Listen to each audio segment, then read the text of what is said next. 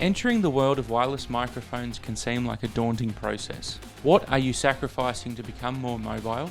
What microphone should you choose? If you're looking for a great sounding wireless microphone at an affordable price, ignore this microphone and buy a Audio Technica System 10 Pro. But if you want quality, versatility, ease of setup, and a rugged microphone, then the Audio Technica ATW-R3210 wireless microphone system is the one for you.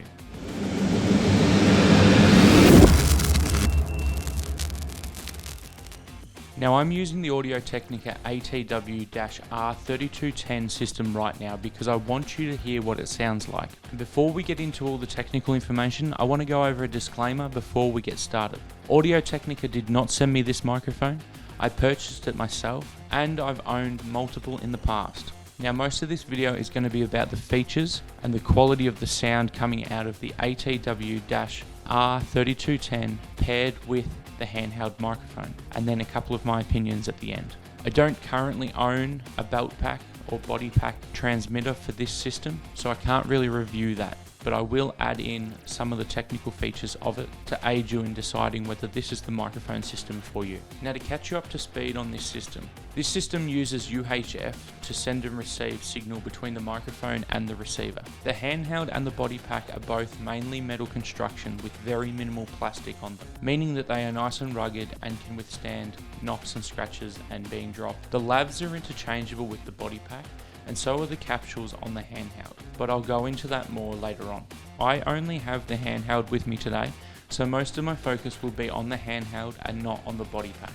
The standard kit comes with a cardioid dynamic wireless microphone capsule that comes attached already on the handheld unit. Everything in the kit is really well built. As mentioned before, you have the nice steel construction in the handheld. The receiver's buttons have a nice click to them. It's not a particularly heavy microphone, but it has got enough weight to distill some confidence in you that it's not cheap and nasty. I'm only going over these things because it's hard to communicate the build quality of this system over video. But if you get a chance to get into a music store and check them out in person, I would implore you to do so. As far as features, this system is packed full of them. Starting at the front of the receiver, you have the off button, a large LED screen, an IR sensor for scanning frequencies, and to quickly pair to the handheld or body pack, a back button, and a toggle wheel which when pressed is the enter button. Moving around to the back, you have two antennas to cover you with redundancy, an unbalanced and balanced output, a ground lift switch, and finally power. Now I have the simple ATW-R3210 system, but there's also one that has network capabilities.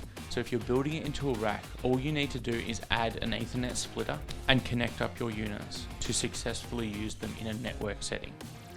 Now moving on to the handheld, at the bottom you have the antenna.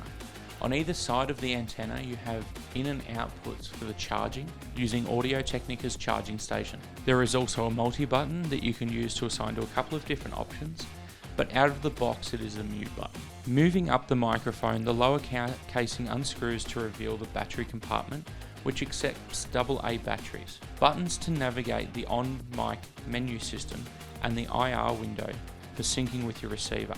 You then have the LED screen and finally the interchangeable capsule. As I said before, I'm not going to go into the body pack because I simply don't own one and I don't know all the features associated with it. But now that I've covered up most of the features with the system, I want to go into why I love it so much.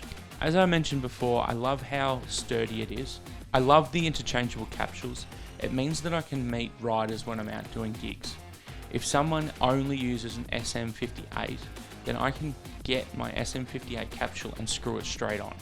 So it means that I'm matching their rider. They're happy because they're getting the quality of the audio that they want and they hear themselves exactly how they expect to hear themselves through a microphone.